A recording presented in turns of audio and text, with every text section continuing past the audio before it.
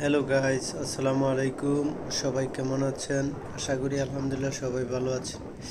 আসলে সত্যিকার অর্থে প্রাকৃতিক সৌন্দর্য দেখতে আসলে সত্যি অনেক ভালো লাগে। আমি বেশি সংখ্যা ট্রেনে চলাফেরা করি, দেখার জন্য ঘোরাফেরা করি অনেক জায়গা। এক জায়গা থেকে আরেক জায়গা ট্রেনে সবচেয়ে আমি চলাফেরা ভালোবাসি। তাই আপনাদের মাঝে কিছু সৌন্দর্য উপভোগ করার জন্য নতুন কিছু সৌন্দর্য গাছপালা এবং কৃষকের সোনালী ফসল ধরে তুললাম।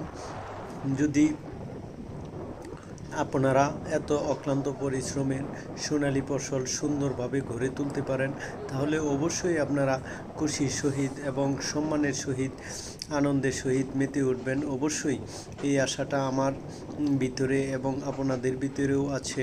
যদি আল্লাহ তাআলা সুস্থ মতো সোনালী ফসল ধানের চাষগুলা পরিপূর্ণভাবে উঠানো যায়, তাহলে কৃষক ভাইদেরকে বলবো সুন্দরভাবে আপনারা সোনালী ফসল ফলিয়েছেন। আল্লাহর কাছে সবসময় এই আশা করবেন যাতে আপনাদের সোনালী ফসলগুলো ঘুরে সহি শুদ্ধভাবে পরিপূর্ণভাবে উঠানো যায়, তাহলেই কৃষকরা সত্যিকার অর্থে লাভবান হবে।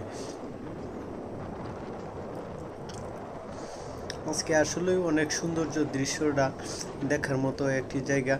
পাশে অনেকগুলা মানুষ আছে, গাছগাছালি এবং সুন্দর শ্যামল ছায়া এবং সোনালী ফসল, তার সাথে আছে অনেক সুন্দর সুন্দর গাছপালা। সবাই পাশে থাকবেন এবং ভিডিওটাকে সবাই বেশি বেশি লাইক কমেন্ট করে শেয়ার করে দিবেন, অন্যকে দেখার সুযোগ করে দিবেন। প্লিজ সকলের প্রতি বিশেষ অনুরোধ রইল, এই সৌন্দর্য যেন সবাই দেখতে সুযোগ করে দিবেন। সবাই ভালো থাকবেন, সুস্থ থাকবেন এবং সকলের সুস্থতা কামনা করি।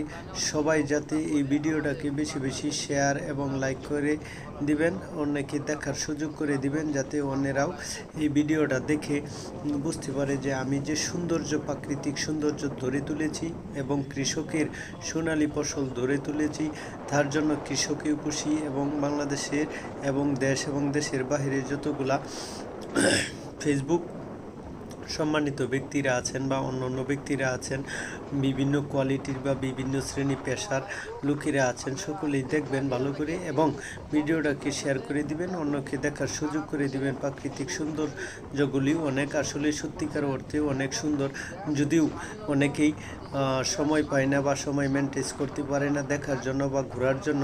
আমি এক প্রান্ত থেকে আরেক প্রান্তে বেশি সংখ্যার ট্রেনে চলাফেরা করি, তাই আমি সৌন্দর্যটাকে, প্রাকৃতিক সৌন্দর্যটাকে